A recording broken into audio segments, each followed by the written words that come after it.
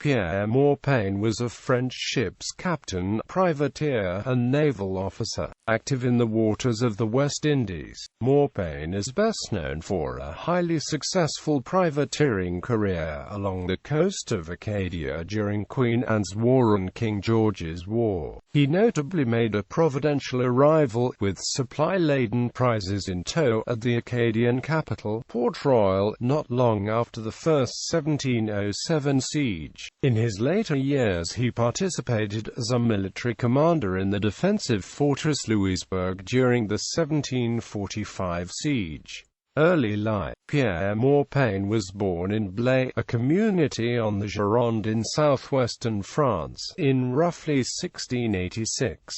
His father, Jacques Morpain, was a local businessman. Both parents died when he was young, and by 1703 he was serving at sea. In 1706 he was given command of the Intrépide, based in the West Indies at Cap Français, with instructions to interfere with British shipping. In 1707 he cruised as far north as New England, where he captured 2 prizes, a ship full of provisions, and a slave ship. Since France and England were then at war, he made for the nearest safe port, which was Port Royal, the capital of Acadia. Unknown to Morpain, an English colonial force had recently abandoned a siege there, and the town was in desperate need of supplies. Morpain generously offered his captured stores to the town, winning the gratitude of Acadia's governor Daniel Dogged de Subercase. Fearing a renewed attack, Subercase asked Morpain to stay. The English returned in late August, and Morpain and his ship's crew assisted the Acadians in driving the besiegers off. After returning to the West Indies, Morpain was given command of a naval vessel, the Marquis de Choiseul, that was under the authority of St. Domingue's governor. At the urging of Subercase, Morpain sailed north to engage in privateering in the waters of New England and Acadia in 1709.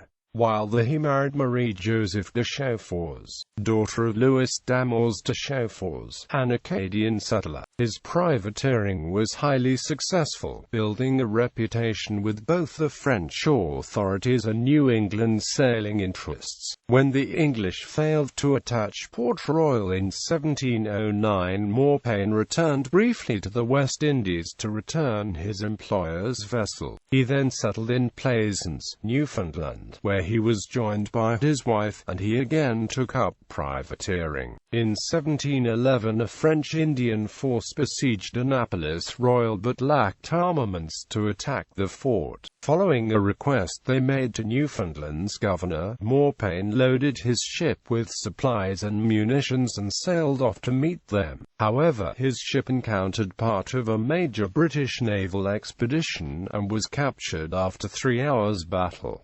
Imprisoned at St. John's, he was released back to Plaisance in 1712. Later that year he returned to France, where he spent the next year. During this time he apparently sought an appointment in the naval establishment, port commander at Louisbourg. In this he was successful. In 1715 he was appointed the port captain of what would become Fortress Louisbourg on Isle Royal. Arriving the following year, he oversaw the construction of the port facilities at Louisbourg and administered navigation in the province. In the latter role he became quite familiar with all of the local waters.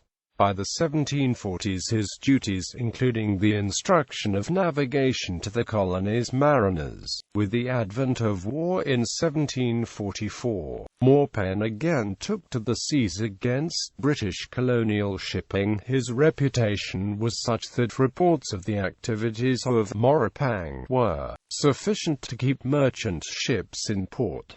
Conditions at Louisbourg, however, were not good. The land forces stationed there were extremely discontented, and the governor, Louis Dupont du Chambon, was faced with a mutiny in December 1744. The arrival of a British colonial force under William Pepperell in early May 1745 forced du Chambon to turn to Morpain to lead the defences, since he could not trust many of his officers. Morpain advocated an aggressive response to British intentions to land at Gabrus Bay, south of the fort, and eventually led a small force out in an attempt to stop the landing. In this he was unsuccessful, arriving after the British had already established a small beachhead. In the ensuing skirmish, Morpain was wounded, but managed to make his way back to the fortress. Morpain then effectively directed the defense of the fortress for the duration of the siege. His vigorous defense of the works was lauded by both the French and British forces. After the British victory, Morpain was returned to France. When Isle Royale was returned to the French after the peace, Morpain was again offered the naval post at Louisbourg. However, he died at Rochefort in August 1749 without returning to North America.